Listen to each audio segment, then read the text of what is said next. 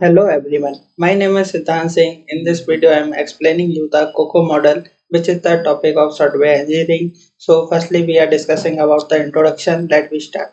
So, यहाँ पे अपन introduction इसका डिस्कस कर लेते हैं. तो सबसे पहले कोको मॉडल है, ये बहुत ही ज़्यादा पॉपुलर टेक्निक है, क्योंकि इसमें अगर अपन कोई भी प्रोजेक्ट बना रहे हैं, तो उसमें जितना भी बजट है, उसको ओवरऑल अपन कैलकुलेट कर सकते हैं.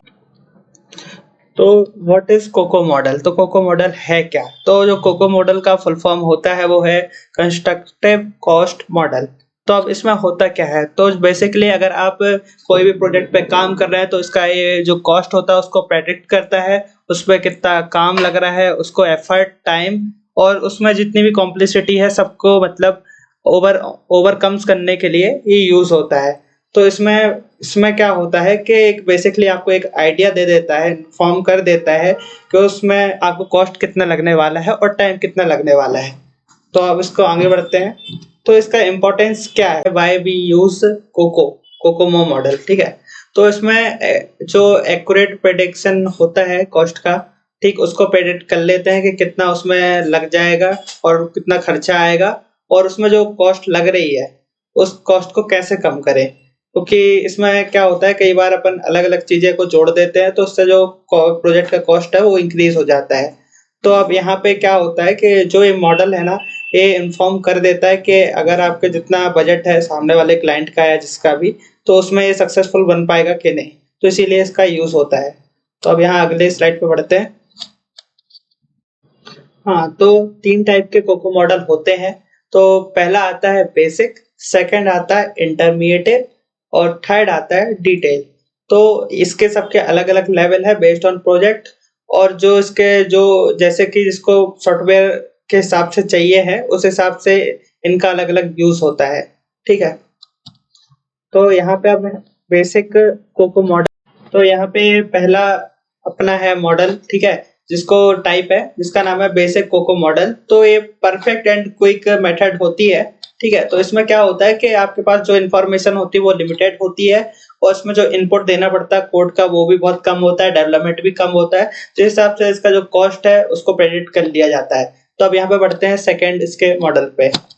तो यहाँ पे ये है डिटेल्ड, ठीक, कोको मॉडल. तो इसमें क्या होता है कि जो आपका जो प्रोजेक्ट है उसको छोटे छोटे स्मॉल टास्क में डिवाइड कर देता है, ब्रेक कर देता है, जिससे उसकी जो सॉफ्टवेयर की कॉस्ट की एक्यूरेसी है उसका पता पड़ सके कि कितना उसमें कॉस्ट लगेगा, डेवलपमेंट कॉस्ट लगेगा.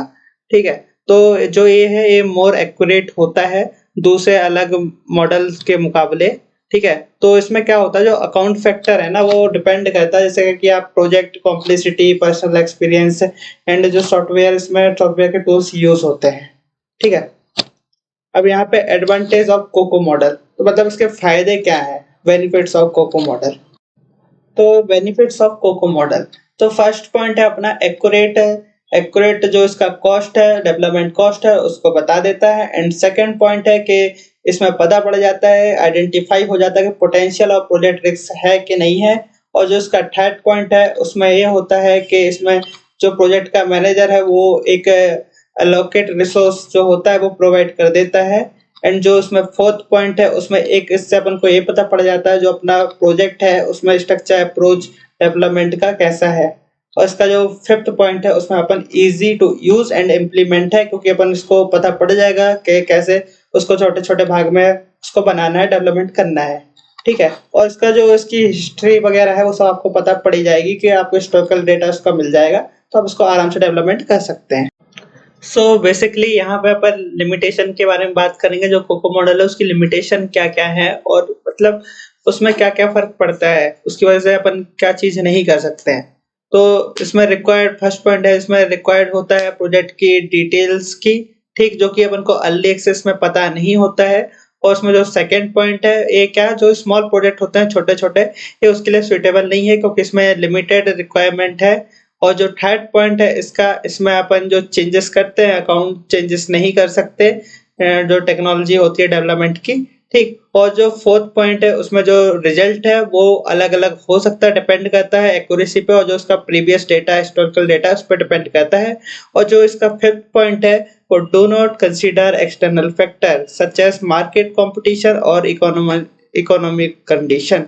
तो जैसे कि आपके कोई कॉम्पिटिटर है जो अलग-अलग कंपनी में काम करते हैं, तो ये भी उस पे इफ़ेक्ट नहीं करता है क्योंकि जो उसका प्राइस है वो तो उतना ही लगेगा। ठीक है? तो इसका अगला पॉइंट है conclusion. This is the last. Okay.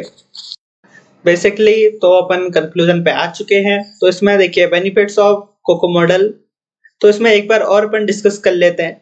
तो कोको मॉडल है ना, इसमें आपको पता पड़ जाता है कि आपका उसमें कितना कॉस्ट लगने वाला है और आपकी कितना इसमें एफर्ट लगेगा, टीम साइज़ लगेगी और एक्यूरेसी कितनी है इस मॉडल में। उसके बाद प्लस आपके पास टीम का एक्सपीरियंस कैसा है और आप इसको बना सकते हैं कि नहीं, क्योंकि सॉफ्टवेयर की टेक्नोलॉजी भी लगती है इसमें।